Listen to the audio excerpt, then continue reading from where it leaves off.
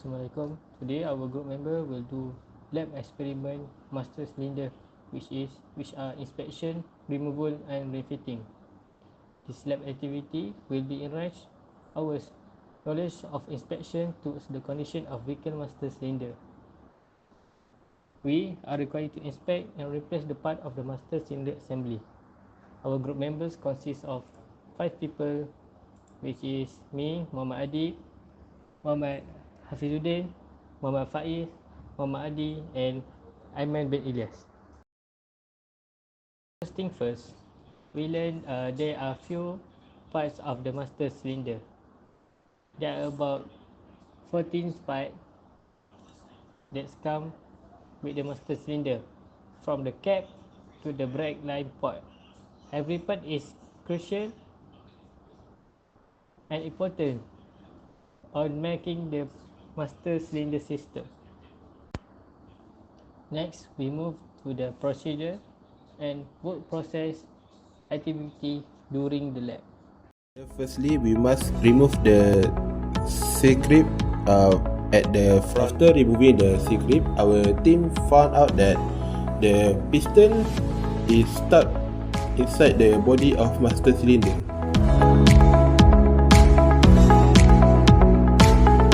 So to solve this problem, we firstly remove the brake fluid reservoir and the pin from the master cylinder.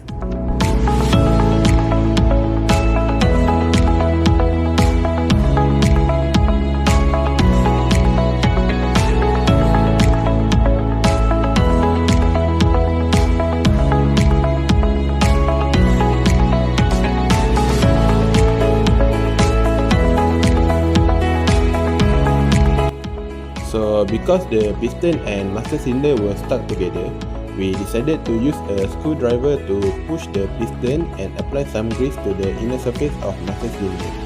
We repeatedly use this method until the piston becomes loose.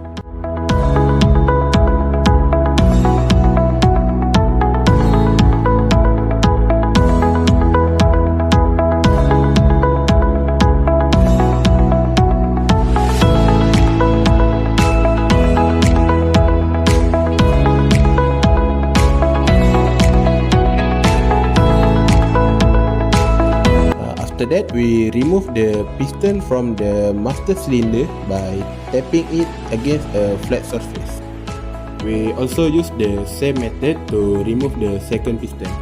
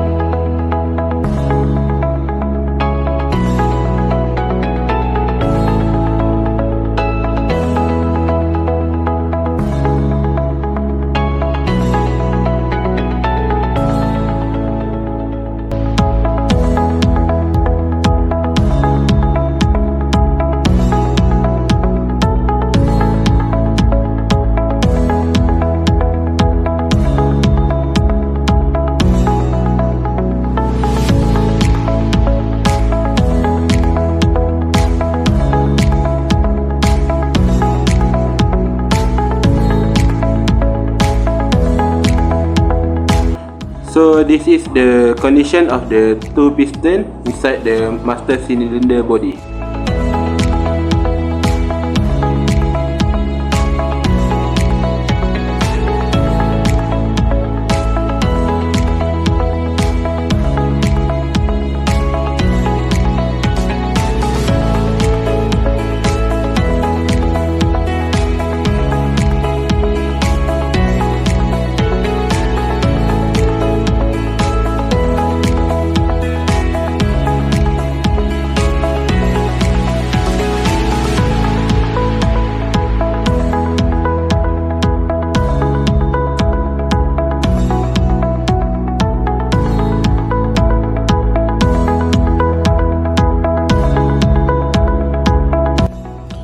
So after that, we clean the piston and the master cylinder body.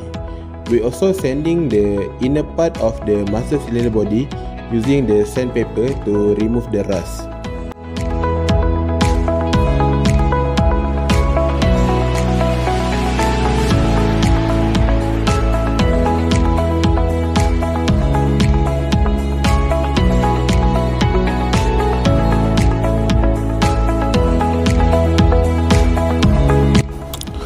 We must also check the condition of the diaphragm and the brake booster.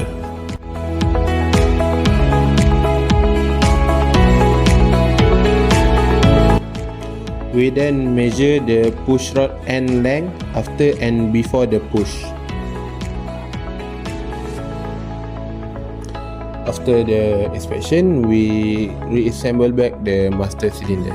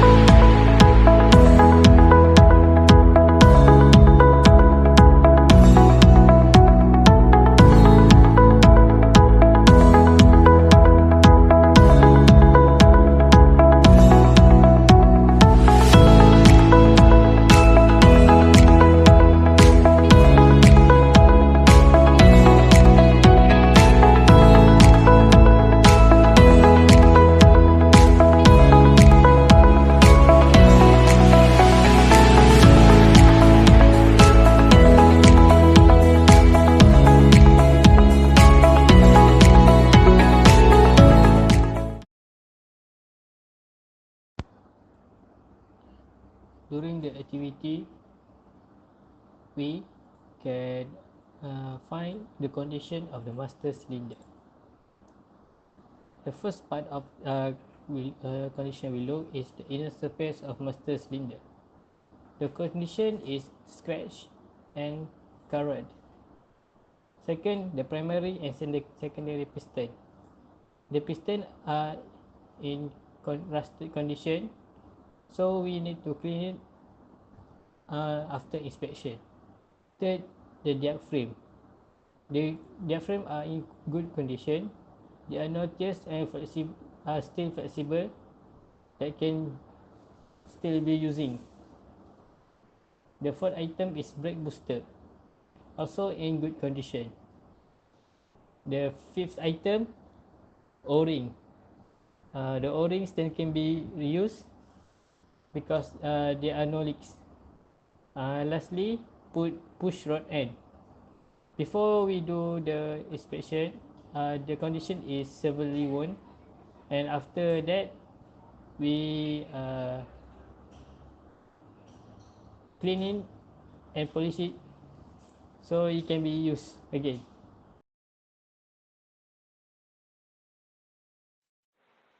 Based on your finding, what is the effect of the push rod end length on brake? The push rod end length can have a significant impact on brake performance. The push rod transmits force from the brake pedal to the master cylinder. If the push rod length is too long, it may cause the brakes to drag or remain partially engaged, leading to premature braking wear and overheating. On the other hand, If the push rod length is too short, it can reduce braking efficiency, as there might not be enough travel to fully engage the brake. Ideally, the push rod length should be set to ensure full engagement of the braking system without causing unnecessary wear or overheating. So for question number 2, name the type of brake oil used for your car. Can a different type of brake oil be used for your car and explain why? So for this question, the specific brake fluid type such as .3, .4 or .5 need to be identified as it based on their car make and model. Brake fluid vary in their boiling point and chemical composition. .3 and .4 fluid are gasoline based and are commonly used in most passenger cars, whereas .5 is silicon based and is often used in specialty or classic car due to its non-hydrographic nature. Using the wrong type of brake fluid can compromise braking performance, causing damage to brake system component or reduce the fluid effectiveness at high temperature. Always refer to the manufacturer recommendation when choosing the brake type of fuel. Name hydraulic tube that are connected to the master cylinder and where all tubes are connected. The hydraulic tube connected to the master cylinder are typically the brake lines that lead to each of the vehicle wheels, to front and to rear.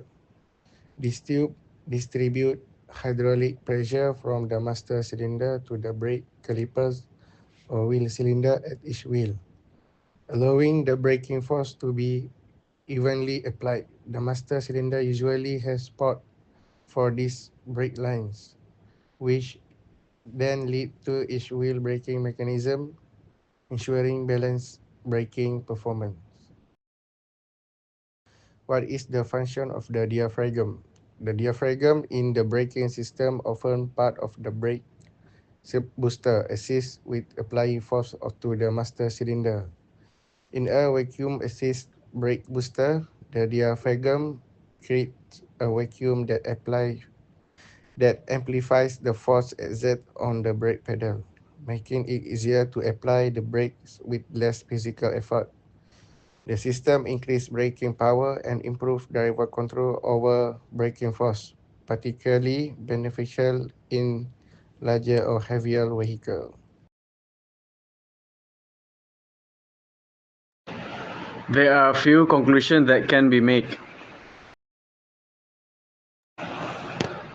Firstly, examining the effect of the push rod and length has highlighted its critical role in brake responsiveness. An incorrect push rod length can alter pedal travel distance, affecting brake engagement and potentially compromising safety.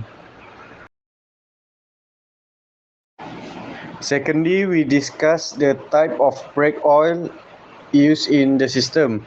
Using the correct brake fluid is essential for maintaining optimal performance, as different brake fluids have unique properties such as boiling points and chemical compatibility that can impact the system's efficiency and durability.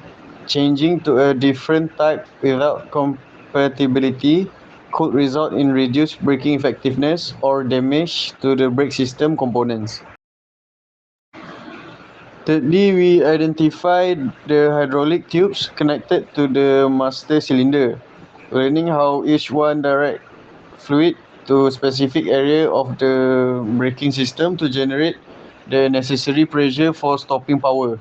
Proper connection and integrity of this tube are essential to avoid leaks and ensure consistent pressure distribution. Lastly, understanding the function of the diaphragm help us recognize its role in maintaining the fluid balance within the reservoir, preventing contaminants from entering and aiding in brake fluid expansion and contraction. This prevents air from entering the system, which could otherwise lead to brake failure.